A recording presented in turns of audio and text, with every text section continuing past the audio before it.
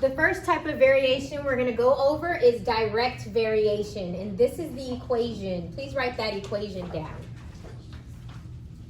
The K is your constant of variation. So direct variation means as your X increases, your Y will increase. As X decreases, your Y decreases. They're directly relational. They're directly proportional. So here's a real world example. Say you have a job and you're earning $10 an hour. As you work more hours, you're going to get more money. That is a direct variation relationship, a proportional relationship, okay? So for example, the equation for this scenario, the amount of money you make is equal to $10 times the number of hours you work. So say you work 5 hours. That means you made 50 bucks. Say you work 15 hours. That means you made 150 bucks. So as your hours increase, your money increases. That's called a direct relationship. Does that make sense? Okay. And K is your constant. So in this example, you make a constant $10 every time you work. Okay, the next variation is joint variation, which is pretty much the same thing as direct variation, except for you have an extra variable, Z. So a real world example is like distance is equal to rate times time. So for example, let's say that you're traveling 60 miles per hour for 2 hours. That means you traveled 120 miles. So this is a real world example, two things being multiplied together. Another example can be the formula for a cylinder. So the volume of a cylinder is volume equals pi r squared times the height. So in this example, your K value is pi. That's just your number. Your radius, as your radius increases and as the height increases, your volume would increase. So for example, a lot of you guys have cylinders at your desks. You guys have water bottles. If you were to increase the radius, make this circle wider, increase the radius and increase the height, wouldn't it hold more water? Yeah. Okay, so as your radius increases and your height increases, so would the volume. So that's two things increases to make this increase. That is joint variation. Does that make sense, guys? Okay, great. That's the second variation. The last variation we're gonna learn is inverse variation. And it's the opposite of direct. As one goes down, the other one goes up. That's inverse relation. So please write down this equation. And a real world example. Time equals distance divided by the rate. So for an example, I said that Lufkin, Texas is 120 miles away from Houston, Texas. So for example, let's look at how it affects the time. If your distance, it's 120 miles away, and let's say you're going 60 miles per hour. You're driving 60 miles an hour. 120 divided by 60 is 2. So this is 2 hours. Okay? Now let's change just one thing. Let's go a little slower. Instead of going 60, you're just going 30. You're driving really slow. So that means it would take 120 divided by 30 is 4. So 4 hours. So notice, your rate decreased, but your time increased. Here, if you increase the rate, you lower the time. Does that make sense? They're opposite. As one goes down, the other one goes up. That's called an inverse relationship, inverse variation. Are we clear on the three types? Okay, so now that we have a good understanding about the variations, let's do some example problems. Let's play with the formulas that we just learned. So this is number 4. I picked these because these are a little bit tricky. I would get y by itself, get the variable by itself. So I'm going to divide by 3. So now my equation is y equals x over 3. Now a lot of people would look like that and say, oh, it's a fraction. That's inverse variation. However, notice for inverse variation, your variable is in the denominator. Here, your variable is not in the denominator, it's in the numerator. So guys, I want y'all to see this as 1/3 times x. These are the exact same thing. So this is actually direct variation, and your k value is 1/3. Because direct variation is your k value times x. And that's what we have here. Let's look at this one. Let's get y by itself. So here I'm going to divide by x. These are being multiplied. The opposite is to divide. So I'm going to divide this side by x. So this one is inverse because your variable is on the bottom. So this is inverse variation, and your k value is 36. Again, let's get this variable by itself. To get rid of 4/3, multiply by the reciprocal, which is 3/4. And this will cancel out because 3 times 4 is 12 and 4 times 3 is 12. So 12 over 12, it just cancels out. Right? 12 divided by 12 is just 1. So this canceled out, it's just 1. So if you multiply this side by 3/4, multiply this side by 3/4. So you get y equals 3/4 x z. This is joint variation. And your k value is 3/4. So I'm going to let you guys do the rest. Practice the rest, and then we'll come back. So for this one, we want to get the variable by itself, the a by itself. So we're going to divide both sides by 2. So you get a is equal to b times h divided by 2. Do you guys recognize that formula?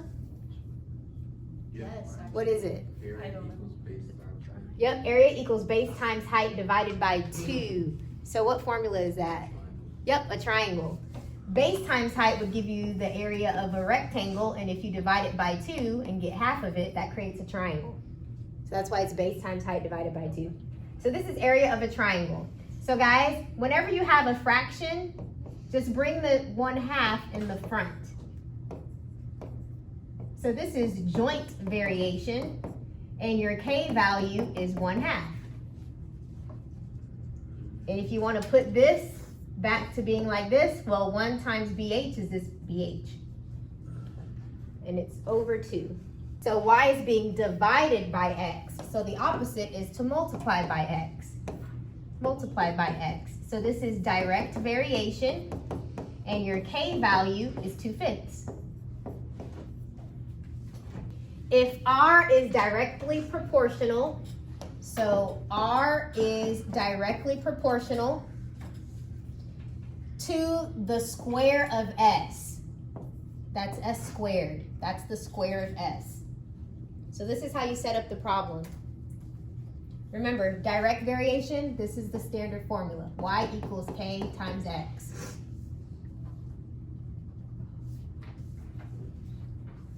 And this reads, guys, y is directly proportional to x. This formula, this is how you read it. Okay, so is everyone okay with how I set it up? All right, so let's go ahead and plug in our numbers.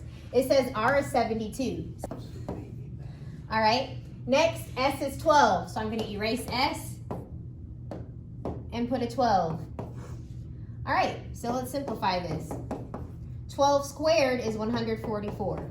So these are being multiplied. The opposite would be to divide by 144. Divide by 144. So if you put this into your calculator, 72 divided by 144 is what? A half. 72 is half of 144. All right, so that's my k value. So now that I know k, I can go ahead and answer the question. They tell us to find r when s is 8. So let me remind you of the formula. R equals k times the square of s. And we just found k. I'm going to erase k. K is 1/2. And they told us that s is 8.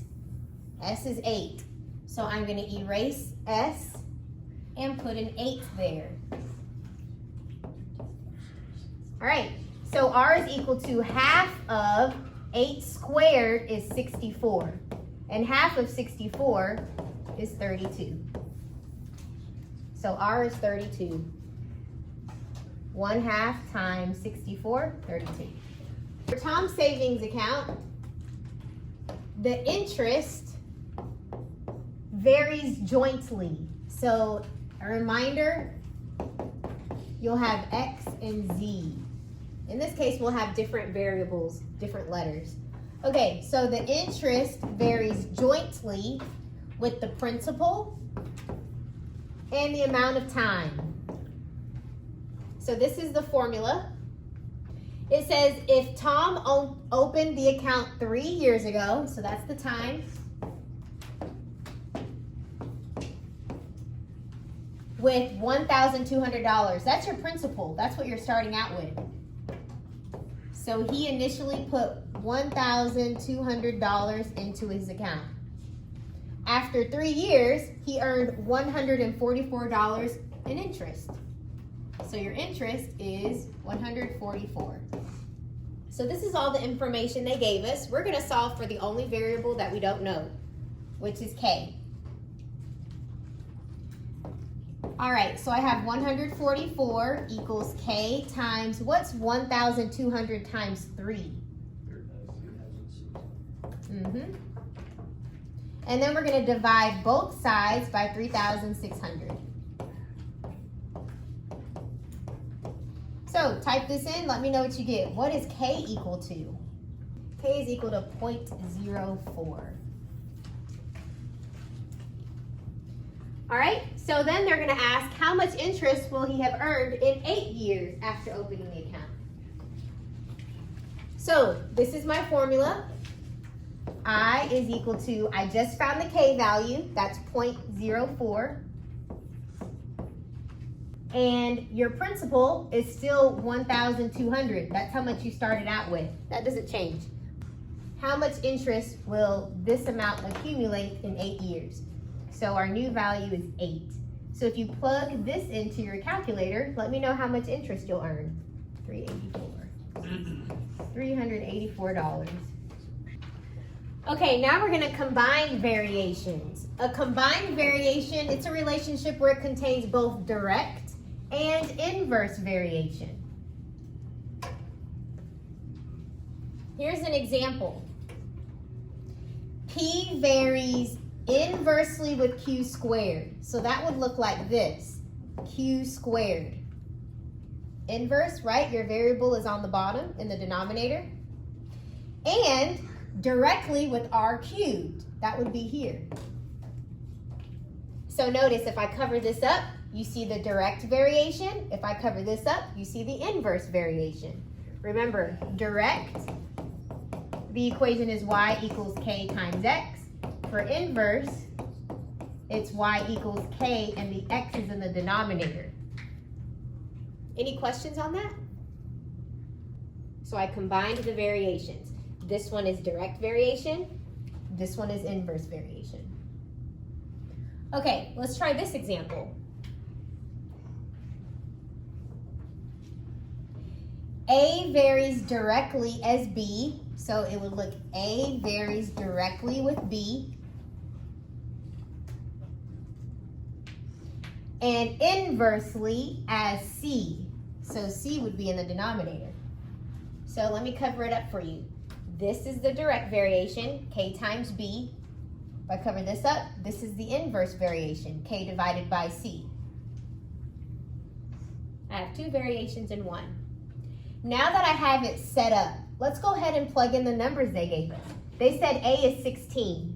So I will substitute A with 16.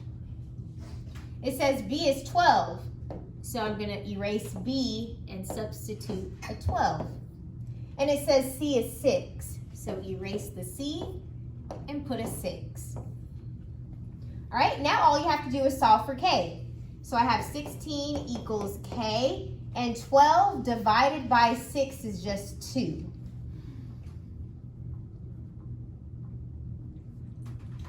From here, I'm just going to divide both sides by 2. So I get K is equal to 8. 16 divided by 2, you get 8. So I found my K value. the constant of variation. I found the constant of variation, K. All right, so guys, let's go back to the formula. What we wrote was A varies directly as B, inversely as C. So the question asks, find A. That's what they want you to do. So I already found the constant of variation. K is 8. It says B is 28. And C is 4. So I'll put a 28 here and 4 there. So if I want to find A, just type this into your calculator. 8 times 28 divided by 4. You'll get 56. Because 8 divided by 4 is just 2, and 2 times 28 is 56.